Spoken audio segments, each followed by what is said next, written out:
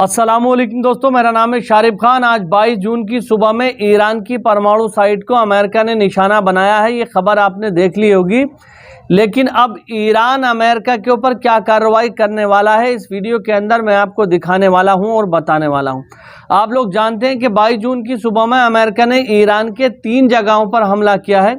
ये तीनों वो जगहें हैं जहां पर यूरेनियम का काफ़ी भारी भरकम तादाद में भंडार रखा गया था। अमेरिका ने बंकर ब्लस्टर बम के द्वारा यह हमला किया है और इस बात की पुष्टि की है कि हमने ईरान के परमाणु जो साइट्स हैं उनको पूरी तरह से ध्वस्त कर दिया है, ख़त्म कर दिया है। तो अब ईरान और यमन की तरफ से पहला बयान जारी हुआ है अमेरिका के हमला करने के बाद। ईरान और यमन की तरफ से कहा गया है कि अमेरिका ने इस जंग को अब शुरू कर दिया है, यानी अब तक जो हो रहा था उसे कह सकते हैं कि अब वो एक ट्रेलर था, असल जो पिक्चर है वो अब शुरू होने वाली है। तो क्या ईरान और यमन मिलकर अमेरिका के इस हमले का जवाब देने के लिए जा रहे हैं? यकीनन जो खबरें वहां से निकल के आई हैं उन्हें देखते हुए ऐसा लगता है कि ईरान कुछ बड़ा करने वाला है। रूसी राष्ट्रपति व्लादिमीर पुतिन की तरफ से कहा गया था कि ईरान की परमाणु साइट को अगर निशाना बनाने के लिए किसी ने सोचा तो सबसे पहले ये सोच के रखे कि ईरान के अंदर रशिया के 250 साइंटिस्ट काम कर रहे हैं जो ईरान के परमाणु प्रोग्राम को आगे बढ़ा रहे हैं। अब अमेरिका ने जब उस साइट को निशाना बनाया है, उसके अंदर जो साइंटिस्ट मौजूद थे उनमें भारी भरकम तादाद में रशिया के साइंटिस्ट मौजूद थे। तो क्या अब इसमें सीधे तौर पर रशिया और चाइना का इन्वॉल्वमेंट हो सकता है? ये भी देखने को मिल सकता है। और इसी के साथ साथ मैं आपको बता दूं कि अमेरिका के अंदर ही कुछ ऐसे लोग हैं जिनका ये दावा है कि अमेरिका जो ईरान पर हमला कर रहा है वो हमला करने की वाजिब वजह नहीं है।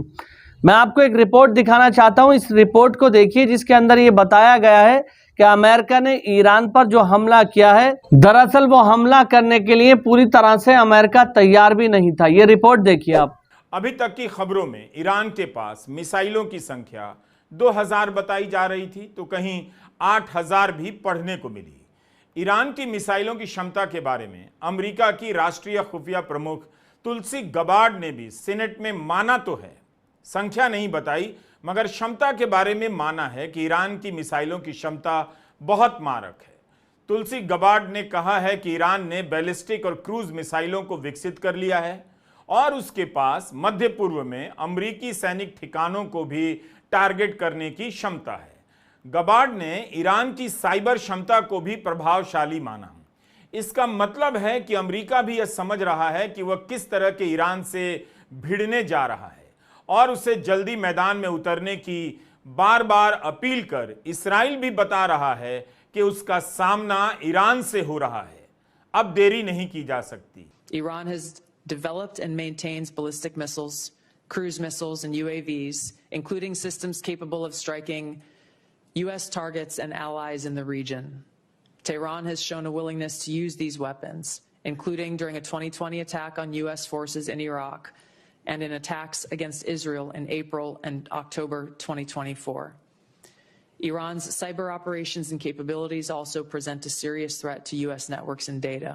तो अमेरिका मान रहा है कि ईरान ने साइबर ऑपरेशन में इतनी मजबूत क्षमता हासिल कर ली है कि वह उसके नेटवर्क को भी टक्कर दे सकता है। 21 जून की खबर है कि ईरान ने इसराइल के खिलाफ साइबर युद्ध तेज कर दिया है। हिंदुस्तान टाइम्स ने लिखा है कि इसराइल में कई जगहों पर प्राइवेट और पब्लिक सिक्योरिटी कैमरे को हैक कर लिया गया है। इन कैमरे को कंट्रोल कर ईरान हिसाब लगा रहा है कि इसराइल के भीतर उसकी मिसाइलों का कितना असर हुआ है। टाइम्स ऑफ इसराइल का अखबार है, नेतन्याहू का समर्थन करता रहा है। इसमें लिखा है कि ईरान ने शुक्रवार की दोपहर भी मिसाइलें दागकर लाखों लोगों को बंकर में छिपने के लिए मजबूर कर दिया। अब आते हैं तुलसी गबार्ड के बयान पर, जो उन्होंने मार्च के महीने में सेनेट के सामने कही। सेनेट की इसी सुनवाई में तुलसी 2 बातें कहती हैं। पहली बात यह कि ईरान ने बम नहीं बनाया है और ना किसी को अधिकृत किया है। उनका कहना है कि मीडिया उनके बयान के इस हिस्से को ही दिखा रहा है, पूरा नहीं दिखा रहा। हमने पूरा बयान देखा, उससे बहुत ज्यादा उनके बयान का मतलब नहीं बदलता। तुलसी आगे यही कह रही हैं कि ईरान के कई नेता पब्लिक में बम बनाने की बात करते हैं और ईरान में जो फैसला लेने वाले हैं वो बम बनाने की इच्छा रखते हैं। बम बनाने को लेकर पब्लिक में बातें करना इच्छा रखना कारण नहीं हो सकता कि ईरान को बम बनाने का अपराधी घोषित कर दिया जाए और हमला कर दिया जाए। DIC प्रमुख तुलसी गबार्ड भी यही कह रही हैं कि बम नहीं बना रहा है। The IC continues to assess that Iran is not building a nuclear weapon, and Supreme Leader Khamenei has not authorized the nuclear weapons program that he suspended in 2003. The IC continues to monitor closely if Tehran decides to reauthorize its nuclear weapons program. In the past year, we've seen an erosion of a decades-long taboo in Iran on discussing nuclear weapons in public, likely emboldening nuclear weapons advocates within Iran's decision-making apparatus. Iran's enriched uranium stockpile is at its highest levels and is unprecedented for a state without nuclear weapons. सवाल है कि आप एक देश पर हमला कर रहे हैं इस बिना पर कि उसने बम बना लिया है या बम बनाने के करीब पहुंच गया है। करीब की भी परिभाषा साफ नहीं। कोई कहता है कुछ हफ्ते में बना लेगा, कोई कहता है 2 साल में बना लेगा, कोई कहता है 1 साल में बना लेगा। सबूत इन दोनों को लेकर होना चाहिए, ना कि वहां का कौन सा नेता परमाणु बम को लेकर क्या भाषण दे रहा है। इस तरह की बात करने वाले नेताओं पर नजर रखी जा सकती है, लेकिन क्या ईरान पर हमला करने का यह पर्याप्त आधार हो सकता है? राष्ट्रपति ट्रंप ने कहा है कि अमेरिकी खुफिया विभाग के पास सही जानकारी नहीं, उनकी समझ गलत है। बताइए, राष्ट्रपति अपने ही राष्ट्रीय खुफिया एजेंसी को खारिज कर रहे हैं। ऐसा कहां होता है? भारत में पहलगाम में आतंकवादी आकर लोगों को मार गए। सरकार के किसी भी व्यक्ति ने खुफिया विभाग और सुरक्षा प्रमुखों का नाम तक नहीं लिया, ना उनसे कुछ पूछा। अमेरिका के पूर्व राष्ट्रपति बिल क्लिंटन ने कहा है कि नेतन्याहू हमेशा से ईरान पर हमला करना चाहते थे, क्योंकि ऐसा करके ही वे हमेशा के लिए पद पर बने रह सकते हैं, बल्कि पिछले 20 साल से सत्ता में हैं। क्लिंटन ने कहा कि ट्रंप को यह तनाव कम करना चाहिए, उनसे यही उम्मीद है। लेकिन ट्रंप कह रहे हैं कि इसराइल को हमला करने से नहीं रोका जा सकता। आप किसी जीत रहे पक्ष को नहीं रोक सकते। तो दोस्तों, आप देख सकते हैं कि अमेरिका के सेनेटर और अमेरिका के कुछ ऐसे लोग हैं जो ये कह रहे हैं कि ईरान पर जो हमला किया गया है वो हमला करने की वाजिब वजह नहीं थी। ईरान की तरफ से कभी भी इस बात की पुष्टि नहीं की गई है कि हम परमाणु बम बना रहे हैं।